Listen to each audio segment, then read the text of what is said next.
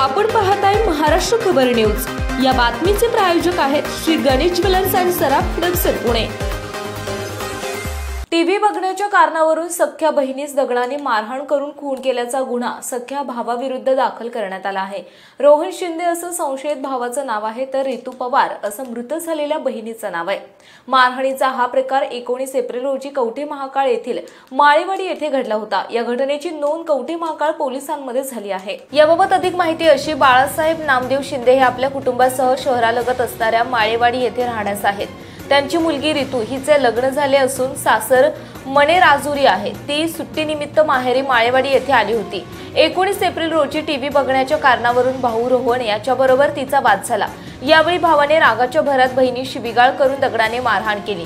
या मारहाणीत रितू हिचा जबडा फ्रॅक्चर झाला। या मारहाणीमध्ये रितू गंभीर जखमी झाली होती। तिला उपचारासाठी मिरज येथे दाखल करण्यात आले होते। तिची प्रकृती चिंताजनक बनली होती। 16 मे रोजी उपचारादरम्यान रितू हिचा मृत्यू झाला। दरम्यान रितूवर हल्ला केल्याप्रकरणी भाऊ रोहन शिंदे याच्या विरुद्ध कवठे महाकाळ पोलीस ठाण्यात यापूर्वीच गुन्हा दाखल होता।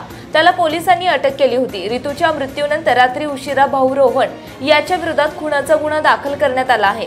अधिक तपास पोलीस उपनिरीक्षक रविराज जमादार करीत आहेत। आपण पाहताय महाराष्ट्र खबर न्यूज। या बातमीचे प्रायोजक आहेत Shri Ganesh jewellers and Saraf production Pune.